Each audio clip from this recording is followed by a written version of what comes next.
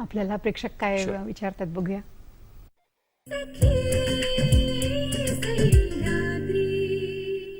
माझं नाव स्नेहल कुलकर्णी. मी assistant manager म्हणून काम करते. माझा प्रश्न असा आहे की क्षमाशीलता म्हणजे काय आणि एखाद्या गोष्टीचा सूड घेणे कितपत योग्य ठरेल?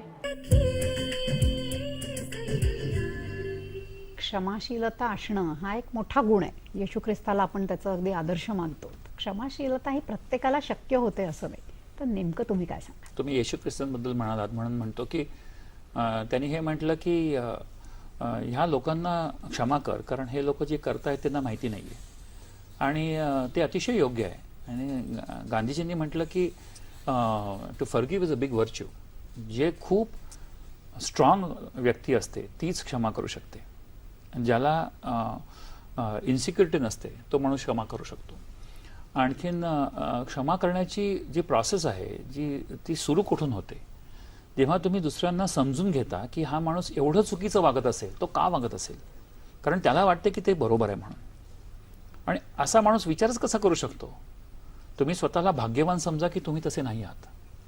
आणि त्यांना ते जर का दुर्दैवी असतील तर त्यांना तुम्ही क्षमा करा. आणि क्षमा केल्यामुळे तुम्ही स्वतःला एक मोठं गिफ्ट देताय. कारण नाहीतर तुम्ही त्या माणसाला तुम्ही समजा त्यांनी तुमचं पाकिट मारलं, तुम्ही त्याला जेलमध्ये घालाल, काही प्रॉब्लेम नाही आहे. क्षमा करणं म्हणजे नियमाचं पालन न करणाऱ्या माणसाला सोडून देणं असं मुळीच नाही. त्याच्यावर तुम्ही त्याला पोलिसांच्या हातात दिलं, तुम्ही त्याच्यावर त्याला शिक्षा झाली, फार उत्तम. पण त्याच्यापेक्षाही दुसरं महत्त्वाचं स्वतःच्या करता काय महत्त्वाचं आहे की तुम्ही ते मनामध्ये बाळगूनच राहू नका सारा वेळ. जेव्हा जेव्हा तुम्ही त्या गोष्टीचा विचार करता तेव्हा तुम्हाला खूप असा सात्विक संताप आणि राग येतो का? तुमचं सगळं तुमची पूर्ण बॉडी अशी स्टिफ होते आणि तुम्हाला असं वाटतं की हे असं का झालं, ह्या माणसाने असं करायला नको होतं. ह्याचा सगळ्यात त्रास फक्त तुम्हाला होता हे तुम्ही लक्षात घ्या. त्या माणसाला काही होत नाहीये. आणि त्याच्यामुळे तुमचा आजचा दिवस, तुमचा आजचा क्षण, तुमची विचार करण्याची क्षमता, तुमची निर्णय घेण्याची क्षमता ही सगळी खालावणार आहे. आणि हे तुम्ही बॅगेज पाठीवरती घेऊन फार काळ तुम्ही पुढे जोरात धावू शकत नाही. स्पीड तुमचा कमी होतोय, क्वालिटी ऑफ लाईफ तुमची खराब होते. हे लक्षात घेणं अतिशय महत्त्वाचं आहे.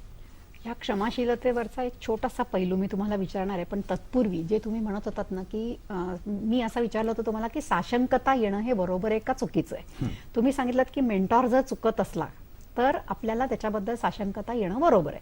पण ह्याच्यावर उपाय काय? तो चुकतोय हे आपल्याला कळतंय, आपण नेमकं कसं रिॲक्ट व्हायचं? बऱ्याचदा असं असतं की एखाद्या बाबतीत एखादा मेंटॉर आहे तुमचा, तुम्ही म्युझिक शिकता त्याच्याकडून, पण ते स्किल आहे.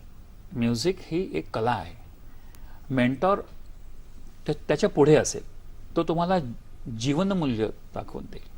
आणि त्याच्यामुळे तो तुम्हाला खरं काय आहे, योग्य काय आहे, अयोग्य काय आहे ते कसं बघणं, की उद्या ह्या जगामध्ये तो मेंटॉर राहिला नाही तरी तुम्हाला तो मेंटॉर सतत तुमच्याबरोबर जाणवेल. कारण त्याची शिकवण जी आहे ती आजच्या नंतर 20 वर्षानंतर तुम्ही जरी अप्लाय केली तुमच्या सिच्युएशनमुळे तरी त्याची तुम्हाला उत्तरं मिळतील.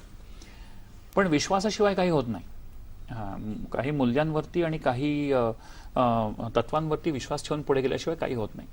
तुम्ही जेव्हा एक विमान पकडता तुम्ही असा विश्वास ठेवता की ते विमान लँड होणार आहे. तुम्ही एका ठिकाणी सुरुवात करता तेव्हा तुम्हाला वाटतं की तुम्ही ती संपवणार आहात गोष्ट, म्हणून तुम्ही सुरुवात करता.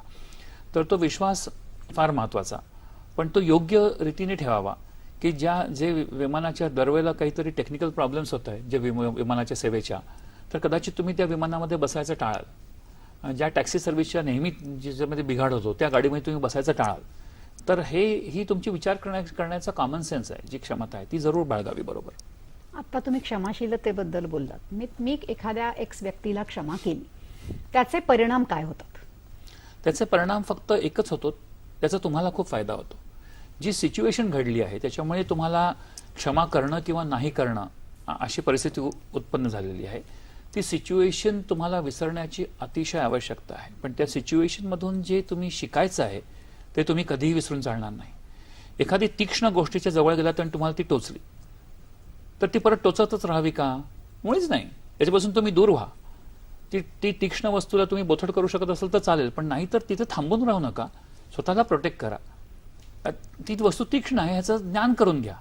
तो व्यक्ती असा आहे त्याचं समजून घ्या तुम्ही. आणखीन स्वतःला प्रोटेक्ट करून पुढे निघा. त्याला क्षमा करा, नाहीतर क्षमा नाही केली तर तुमच्यावरती फार मोठं ओझं होईल ते. पण क्षमा करणाऱ्यांनी काही शिकण्यासारखं असतं की नाही? म्हणजे क्षमा मी केली, पण जो ज्याच्यावर क्षमा केली, ज्याच्यासाठी क्षमा केली, ज्याला क्षमा केली, त्याचंही काही दायित्व आहे का नाही? डेफिनेटली त्याला जर का त्याचा फायदा करून घ्यायचा असेल तर, पण ते तुमच्या कंट्रोलमध्ये नाहीये, तो व्यक्ती वेगळा आहे. आणि ते जर का तुमच्या कंट्रोलमध्ये असेल तर खरंच तुम्ही त्याला हेल्प करावी. पण जेव्हा तुम्ही दुसऱ्याला काही शिकवायला जाता तेव्हा रिलेशनशिप असणं फार महत्वाचं. त्याचा तुमच्यावरती थोडासा जरी विश्वास असेल तर तुम्ही त्याला एक नवीन वळण किंवा नवीन घडण त्याची घडवू शकता.